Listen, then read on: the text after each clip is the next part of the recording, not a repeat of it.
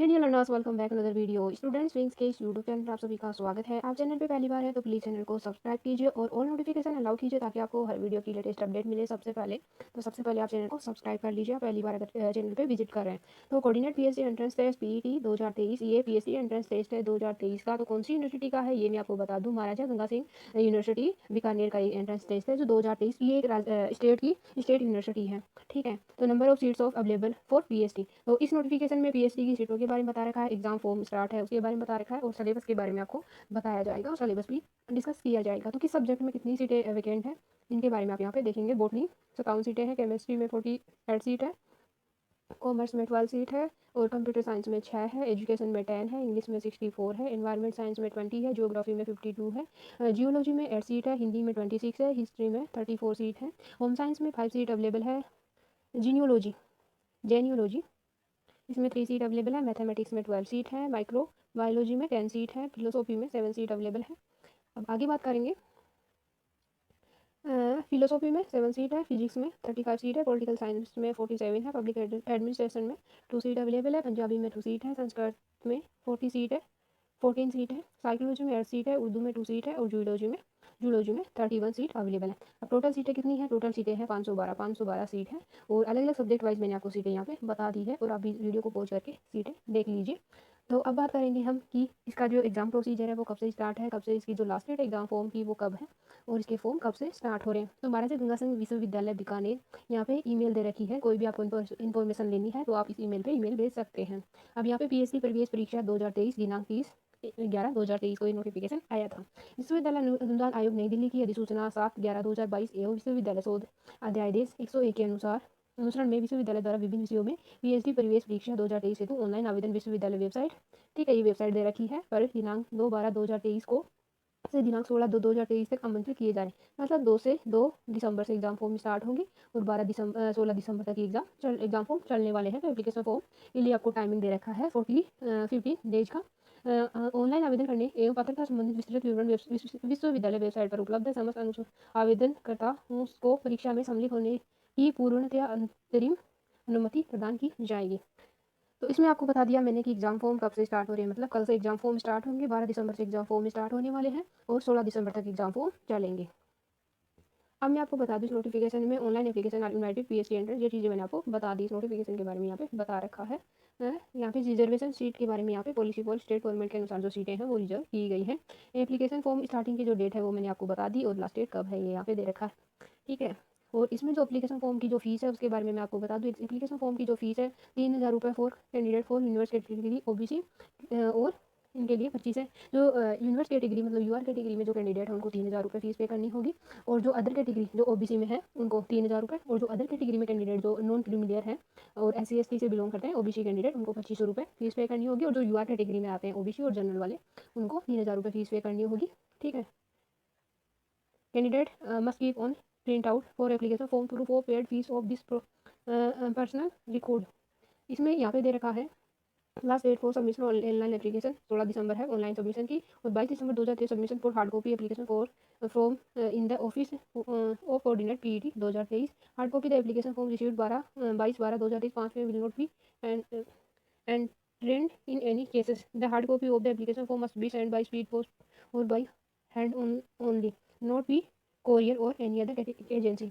तो आपको मैं बता दूं आपको अपने इस फॉर्म की हार्ड कॉपी भी यूनिवर्सिटी को सबमिट करनी होगी। तो वो किस प्रकार से आपको अपनी जो हार्ड कॉपी है उसको 22 दिसंबर तक, ठीक है, 22 दिसंबर तक आपको स्पीड पोस्ट के थ्रू, स्पीड पोस्ट जो 1 या 2 दिन में आपको जहाँ भेजना है ऑल इंडिया में कहीं पे भी 1 या 2 दिन में पहुँच जाती है, तो आपको स्पीड पोस्ट करनी है। जो आपके जो डॉक्यूमेंट्स होंगे 15 या 20 रुपये लगेंगे आपको ऑल इंडिया में, आप कहीं भी बैठे हो आप अपनी स्पीड पोस्ट करके अपनी जो हार्ड कॉपी जिसमें फीस की रिसिप्ट होनी चाहिए और एप्लीकेशन फॉर्म होना चाहिए, तो आपको यूनिवर्सिटी को हार्ड कॉपी स्पीड पोस्ट कर देनी हो। स्पीड पोस्ट के लिए आपको चार्ज देना होता है, वो होता है वेट के अकॉर्डिंग कि आपके जो डॉक्यूमेंट्स है उसका कितना वेट है। तो जल्दी आपका जो स्पीड पोस्ट है 22 तारीख लास्ट डेट दे रखी है, तो आप अपना जो फॉर्म फिल करके जल्दी से जल्दी स्पीड पोस्ट यूनिवर्सिटी को पहुँचा दीजिए, ठीक है। तो फीस वगैरह के बारे में मैंने आपको यहाँ पे बता दिया। अब हम बात करेंगे date of time of test. तो एग्ज़ाम की जो डेट है वो भी आपको मैं यहाँ पे बता दूँ। तो इसकी एग्ज़ाम डेट है, date and time of test, exam की जो डेट दे रखी है यहाँ पे 8/2/2024 को एग्ज़ाम कंडक्ट करवाई जाएगी। इसका टाइमिंग है 12 से 2 PM, तो 2 आवर्स के लिए एग्ज़ाम होगी, ठीक है। 2 आवर्स के लिए एग्जाम होगी और 8 फरवरी को एग्जाम कंडक्ट करवाए जाएंगे। पैटर्न ऑफ एग्जामिनेशन टेस्ट, अब आपको इसमें एग्जामिनेशन का जो पैटर्न है, एग्जाम का जो पैटर्न है वो क्या रहने वाला है। The entrance test shall be of qualifying natural with qualifying marks of as 50% a relaxation of 5% marks will be allowed in the entrance examination for the candidate belong to SC ST OBC differently able category. तो मतलब minimum जो qualification marks है आपके 50% होनी चाहिए और 50% में भी यहाँ पे रिलैक्सेशन दे रखा है 5% का, जो कैटेगरी दो रिलैक्सेशन जो कैटेगरी के अंदर जो कैंडिडेट बिलोंग करते हैं। ठीक है, तो यहाँ पे दे रखा है the qualification candidate will twice the number of advertising seat shall be called for interview for final selection weightage 70% of entrance test and 30% of performance in interview. तो 70% का आपका होगा एग्जाम, ठीक है, 30% का आपका होगा इंटरव्यू, तो टोटल मिला के 100% हो गया। Syllabus for entrance exam is given on the university website, तो सिलेबस के बारे में भी आपको मैं बताऊंगी कि सिलेबस क्या रहने वाला है। ठीक है, नोट कैंडिडेट आर इन्वाइटेड, ये यहाँ पे यूनिवर्सिटी की वेबसाइट दे रखी है, download the university website form 31/1/2024। Admit card आपके 31/1/2023 को 24 को आने वाले हैं। ठीक है, 31 जनवरी को। अब आपको मैं बता दूं यहाँ पे सीट के बारे में मैंने बता दिया। जनरल रूल्स बताएं इस एग्जाम फॉर्म के बारे में। तो एप्लीकेशन फॉर्म की फीस आपको यहाँ पे 3000 रुपये बता दी गई है और 2500 रुपये बता दी गई है कि यूआर कैटेगरी वालों को 3000 और इधर को 2500 रुपये देने हुए। अब यहाँ पे एलिजिबिलिटी के बारे में बता रखा है कि कौन कौन कैंडिडेट एलिजिबल है जो इस फॉर्म को फिल करते हैं, फिल कर सकते हैं, मतलब कौन कौन कैंडिडेट इस फॉर्म को फिल कर सकते हैं। तो first year second semester master degree program after a 4 year semester bachelor degree program और 2 year semester degree program 3 year. तो बेसिकली मैं आपको डायरेक्टली यहाँ पे बता दूँ कि किन किन कैंडिडेट को यहाँ पे एलिजिबल बताया गया है। तो अगर आप पीजी कर रहे हैं, ठीक है, पीजी के स्टूडेंट हैं, अगर आप लास्ट सेमेस्टर में हो तो इसके लिए अप्लाई कर सकते हो। अगर आप पीजी ईयर वाइज कर रहे हो, एनुअल कर रहे हो, ठीक है, एनुअल के आप लास्ट ईयर में हो, मतलब ये है कि एग्जाम देखो फरवरी में लगने वाला है, फरवरी मार्च अप्रैल तक ये एग्जाम जो प्रोसीजर होने वाला है इस एग्जाम का, तो 2-3 महीने का पूरा प्रोसीजर चलेगा, तब तक आपके पीजी के एग्जाम्स कंडक्ट करवा दिए जाएंगे। तो आप इसका फॉर्म फिल कर सकते हो, जो पीजी लास्ट सेमेस्टर में है, लास्ट ईयर है पीजी जिनका, वो इसके लिए फिल कर सकते हैं। जिनका नेट जेआरएफ हो रखा है वो इसके लिए एलिजिबल है, जो इसका फॉर्म भर सकता है, उनको वेटेज भी दिया जाएगा जो जिन्होंने नेट और जेआरएफ कर रखा है। और जो एमफिल वाले कैंडिडेट है जिन्होंने एमफिल कर रखी है, अभी तो एमफिल की वेटेज खत्म हो गई है कि एमफिल को समाप्त कर दिया गया है, लेकिन जो एमफिल में with latest 55% marks aggregate in its equivalent grade point of scale, तो जो 55% मार्क्स के साथ में एमफिल कर चुके हैं। अब यहाँ पे मैं आपको बता दूँ तो the part time mode admission procedure के बारे में यहाँ पे बता रखा है, एडमिशन के बारे में भी कि किस प्रकार के प्रोसीजर के थ्रू आपका एडमिशन होगा। ठीक है, यहाँ पे बता रखा है कितने मार्क्स किस में आने चाहिए, ठीक है, इसका कितना वेटेज है, वो सारी चीज़ें मैंने आपको बता दी है। यहाँ पे मैं आपको बता दूँ कोर्स वर्क के बारे में बता रखा है कि कितना ठीक है, कोर्स वर्क कितना रहता है, कितने पीरियड टाइम के लिए रहता है। ठीक है, रिसर्च वर्क कितने ईयर का होता है। तो यहाँ पे पीएचडी प्रोग्राम में जो कोर्स वर्क होता है वो 6 मंथ का होता है, और जो पीएचडी पूरा प्रोग्राम होता है मिनिमम में 3 years including course work and maximum 6 year, मतलब 3 ईयर से 6 ईयर में आपका पीएचडी प्रोग्राम पूरा होना चाहिए। उसमें इंक्लूडिंग 6 मंथ का जो कोर्स वर्क होता है वो भी इसके अंदर ही इंक्लूड रहता है। तो 3 ईयर्स में आपको अपनी पीएचडी कर लेनी है, 3 ईयर से पहले पीएचडी कंप्लीट होना पॉसिबल नहीं है। ठीक है, और यहाँ पे अगर आप पीएचडी में एडमिशन है, रजिस्टर्ड है, अगर उस पीरियड के दौरान अगर किसी फीमेल जो स्टूडेंट है वो प्रेग्नेंट है, तो उसमें जो मेटर्निटी लीव जो मिलती है वो 240 डेज की यहाँ पे मेटर्निटी लीव मिलती है, मतलब बच्चे की देखभाल के लिए वो उनको छुट्टी दी जाती है। तो 75% आपकी अटेंडेंस होना ज़रूरी है और 240 डेज के लिए आपको मेटर्निटी लीव दी जाती है।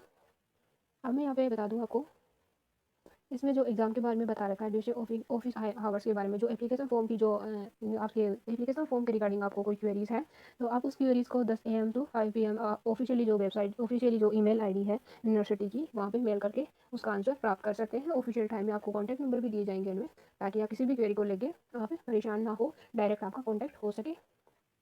अब यहाँ पे मैं आपको बता दूँ सिलेबस के बारे में। तो सिलेबस का मोस्ट ऑफ 2 पार्ट है, सिलेबस 2 भागों में डिवाइड किया गया है, जिसमें एक सिलेबस पार्ट ए होता है वो सबके लिए कॉमन होता है, ऑल सब्जेक्ट के लिए वो कॉमन होता है।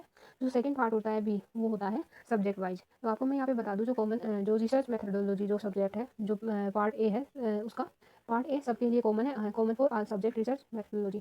तो इसमें आपको क्या बताया जाएगा, इसमें आपको मैं बता दूँ बेसिकली इनमें क्या पूछा जाता है।